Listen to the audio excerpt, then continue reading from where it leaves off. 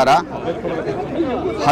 Rotary ಜಿಲ್ಲೆ 3182 ಹಾಸನ, ಚಿಕ್ಕಮಗಳೂರು, ಶಿವಮೊಗ್ಗ ಮತ್ತು Udupi revenue ಜಿಲ್ಲೆಗಳನ್ನೊಳಗೊಂಡಂತಹ Rotary ಜಿಲ್ಲೆ 3182ರ 10ನೆಯ ಜಿಲ್ಲಾ ಸಮಾವೇಶದಿಂದ ತಮ್ಮೆಲ್ಲರಿಗೂ ಶುಭಾಶಯಗಳು. ನಮ್ಮ ನೆಚ್ಚಿನ ನಾಯಕ ಗವರ್ನರ್ ರೋಟೇರಿಯನ್ ಕೆ ಪಾಲಾಕ್ಷ ಅವರ ನೇತೃತ್ವದಡಿ 10ನೆಯ ರೋಟರಿ ಸಮ್ಮೇಳನ ಇದೇ ವರ್ಷ ಜನವರಿ 23, 24, 25ರಂದು ನಡೀತಾ ಇದೆ. ಉದ್ಘಾಟನಾ ನಂತರದ ಸಮಯದಲ್ಲಿ ಮುಂದಿನ ಒಂದು ಸೆಷನ್ಗಳು ನಾವು ಮಾಡ್ತಾ ಇದ್ದೇವೆ. ರೋಟರಿ ವಿಶ್ವ ಶಾಂತಿಗೋಸ್ಕರ ಕೆಲಸ ಮಾಡುವಂತಹ ಸಂಸ್ಥೆ. ವಿಶ್ವಶಾಂತಿ ಮತ್ತು ಸೇವೆ ಇವೆರಡು ರೋಟರಿಯ ಪ್ರಮುಖ ಧ್ಯೇಯವಾಕ್ಯಗಳು.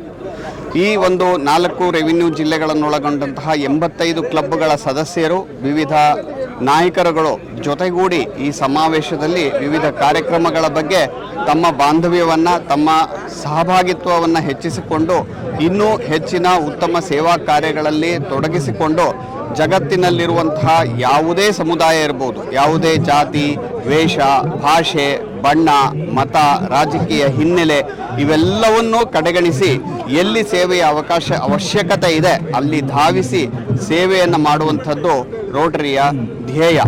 ಸೊ ರೋಟರಿ ಅಜರಾಮರವಾಗಲಿ ಅಂತ ಆಶಿಸ್ತಾ ನಾವು ಮತ್ತೊಮ್ಮೆ ತಮ್ಮೆಲ್ಲರಿಗೂ ಈ ಸಮ್ಮೇಳನದಿಂದ ಶುಭಾಶಯಗಳನ್ನು ತಿಳಿಸ್ತೀವಿ. ನಮಸ್ಕಾರ. Chartered accountant from Surat, Gujarat, Rotarian Tushar Shah brings with him a rare blend of professional excellence. Acknowledge the work that was done by my previous generation, and that's how we grow, and that's what we leave back in the organization in the form of legacy. Chandrayaan-3 return to the moon was a very proud moment for all of us, and this created such an inspirational story in India. Every young people, every young boy and girl aspire to be a space scientist. Now whenever I go and speak to young people, I hear them, I want to become an astronaut, I want to become an astrophysicist, I want to go and work in space. How do I really do that? I think everyone comes and asks me. It's a great thing to see. I know that many of them won't go to space and many of them may not ever get into ISRO, but I think they will all have an aspiration to work in science and technology. I think this is very important. They will have an interest in not just in social sciences alone, they will have an interest in real science, where you will be able to build our nation based on technologies and products that our young people will make it. I think that's a great thing to happen. And beyond Chandrayaan-3, I think I just want to show you this video. And I couldn't ever believe that we are getting streaming videos from the space when the Chandrayaan-3 landed on the moon. It not only landed perfectly without any toppling. Why I say this is during that time, I think other nations were rushing to go to moon. I think you would have watched that when we were trying to land, Russia was trying to land there, and some other nations were also trying to land there. I think many of them had the glitches where they couldn't actually land safely. So landing on moon is not an easy thing at all. But beyond that landing, I think many people don't even discuss that we were able to do all the experiments safely in this 15 days that was available to us. The ram deployed, the rover came out, and it actually moved around the moon for almost 100 meters and did all the scientific experiments. And we have wealth of data now. And this data is going to help our young scientists to prepare for our future science missions. And I will tell you that we have a lot of new science missions coming up. So the onboard pictures that we have today clearly speak about the volumes of the skill that we have in terms of collecting this data, transmitting this data, processing this data and understanding today. There are a lot of science outcomes that has come out of Chandrayaan-3 mission. I don't want to spend time to discuss all of that today. But for young people who are present here, I want to tell you that institutions and laboratories in India are collaborating with ISRO. If you Can you hear me? Okay. Rotarian K Palaksha, District Governor, Rotarian D Mohan, the conference chairman, all the Rotarians of the organizing committee, their families, especially of the district 3182, a very good afternoon to all of you. Upfront, I would like to thank the organizing committee for giving me this unique opportunity to travel to Hassan and share a few thoughts of mine with you all. Hassan is also very special to me because when my father got his first job, his first place of posting was Hassan. and I was also born here. So while I don't recollect those days, but my parents have very fond memories of Hassan, especially also because our native place was just less than 2 hours from here in Chikmagalur district. Thank you also for the warm introduction and for sparing your time to see this small video. This video is not for elderly people like you, it is more to motivate students than elderly people that are sitting here. Upfront I would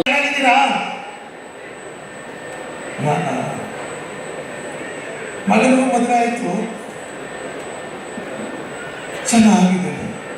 ಹಂಗಂದ್ರೆ ಚೆನ್ನಾಗಿಲ್ಲ ಅಂತ ಅಲ್ಲ, ಅವ ಆ pass ಇದೆಯಲ್ಲ, ಮಗನಿಗೂ ಮದುವೆ ಆಯಿತು ಚೆನ್ನಾಗಿದ್ದೀನಿ ಅದರಲ್ಲಿ ನೋಡ್ಕೋತಾಯಿಲ್ಲ ಅಂತ. ಆದರೆ ಮಾತಿನ ಅರ್ಥ ಚೆನ್ನಾಗಿದ್ದೀನಿ ಅಂತ, ಅದರ ಮಾತಿನ ಧ್ವನಿ ಚೆನ್ನಾಗಿಲ್ಲ ಅಂತ. ಬೆಂಗಳೂರು ಊಟ ಕೇಳಿದ್ದೆ ಸರ್, ರಾತ್ರಿ 8 ಗಂಟೆಗೆ ಊಟಕ್ಕೆ ಬಂದ್ವಿ, ಪೂಜೆ ನನ್ನ ಮನೆಯಲ್ಲಿ ಬಂದ್ವಿ, ಬರ್ತೀನಿ. ಮೈಸೂರಿಂದ ಹೋದೆ, ಅವತ್ತು ಹೋಗಿದ್ದು ಸ್ವಲ್ಪ ಲೇಟ್ ಆಯಿತು. ಆಮೇಲೆ ದಾರಿ ಉದ್ದಕ್ಕೂ ಮನೆ ತಲುಪೋಕೆ ತುಂಬ ಲೇಟ್ ಆಗುತ್ತೆ. ಇಂದ್ರನಗರಲ್ಲಿ ಅವ್ರ ಮನೆ. ರಾತ್ರಿ 11:30 ಅವ್ರ ಮನೆಗೆ ಹೋದಾಗ ಕೂತ್ಕೊಂಡು ಮರ್ಯಾದಸ್ತು ಹೋಗೋ ಟೈಮ್ ಅದು 11:30 ಹೋದಾಗ ಬೆಲ್ ಮಾಡಿದೆ ನಾನು. ಆಯ್ನ ಬಂದು ಬಾಗಿದ್ದೀನಿ. ಮನೆಗೆ ಯಾರು ಬಂದು ಏನಂತಾರೆ, ಬನ್ನಿ ಬನ್ನಿ ಬನ್ನಿ ಬನ್ನಿ ಬನ್ನಿ ಬನ್ನಿ ನೀವು ಹೇಳ್ಕೊಂಡ ಅಂತಾರಲ್ಲ, ಅದೆಲ್ಲ ಬಂದು ಬಿಟ್ಟ ಅಂತ. Words do not end up in mere meaning, they sound and suggest ಬಂದ ಬಿಟ್ಟ. ಅಯ್ಯೋ ಏನು ಮಾಡ್ತೀನಿ, ಮಳೆ ಬಂತಲ್ಲ, ಎಲ್ಲ ಕಡೆ ಟ್ರಾಫಿಕ್ ಸಿಕ್ಕಾಪಟ್ಟೆ ಸ್ಟ್ರಕ್ ಆಗ್ಬಿಟ್ಟೆ ಆಗಿದ್ದು. ಪರವಾಗಿಲ್ಲ ಬನ್ನಿ, ಏನು ಮಾಡೋಕ್ಕಾಗುತ್ತೆ, ಬನ್ನಿ ಬನ್ನಿ ನಾವು ನೀವು ಬರ್ತೀರಿ ಅಂತ ಕಾದ್ವಿ. ಬರ್ಲಿಲ್ವಲ್ಲ, ಊಟ ಮಾಡಿಬಿಟ್ಟು ತೊಳೆದು ಮುಚ್ಚಿಬಿಟ್ಟು ಬಂದ್ಬಿಡ್ತೀವಿ.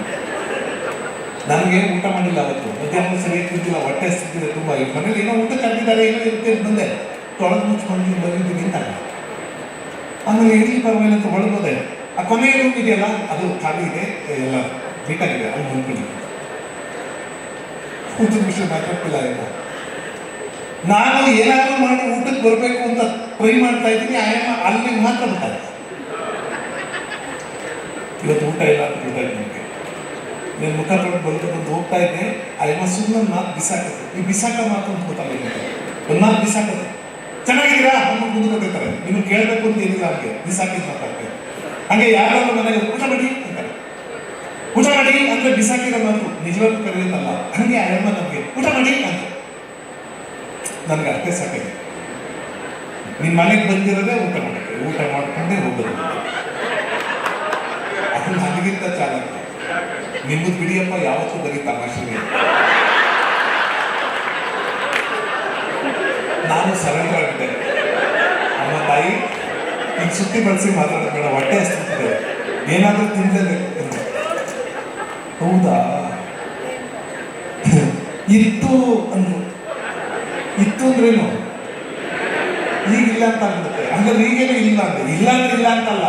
ಅದು ಹೋದ್ವಾರ ನಮ್ಮನೇಲಿ ಒಂಚೂರು ಶಾವಿಗೆ ಉಪ್ಪಿಟ್ಟು ಮಾಡಿದ್ದೆ. ಅದೇನಪ್ಪ ಉಪ್ಪಿಟ್ಟು ಸ್ವಲ್ಪ ಗಂಜಿ ಥರ ಆಗಿತ್ತು, ಯಾರು ತಿಂತಿಲ್ಲ. ಚೆನ್ನಾಗಿದೆ, ರುಚಿಯಾಗಿದೆ ಅಂದರೆ ಒಂಚೂರು ಗಂಜಿ ಥರ ಆಗೋಗಿತ್ತು. ನಾನು ಫ್ರಿಜ್ಜಲ್ಲಿ ಇಟ್ಟಿದ್ದೀನಿ, ನೀವು ಬೇಜಾರಿಲ್ಲ ಅಂದರೆ ಅದನ್ನು ಬಿಸಿ ಮಾಡ್ತಿದ್ದೀನಿ. ನನಗೆ ಮಣ್ಣು ಕೊಟ್ಟು ಅನಿಸ್ತಿದ್ದೆ ನಾನು. ಬಡಿ ಪರವಾಗಿಲ್ಲ, ಬಡಿ ಪರವಾಗಿಲ್ಲ, ಏನಿದೆ ತಿಂತೀನಿ, ಬಡಿ ಪರವಾಗಿಲ್ಲ. ಅವ್ರ ಗಂಡ ಮಲಗಿದ್ದ. Also built complex missions like the SpaceX. I think you heard about it, docking in the space. That was in the news in the last year. We continue to study how to do autonomous and robotic activities in space. Because long term from now, human being may not go to space. We will have to do this autonomously. We are also building technologies like quantum technologies in space, electric propulsion, and many other newer technologies. But the most important aspect of space is space applications. I think the space applications have become a big thing today. Everywhere you will see it influence. Earlier we talk about only the inter-satellite communication, banking, rescue and shelter, and rescue and other related missions. But today, space is now getting embedded into the backbone of the digital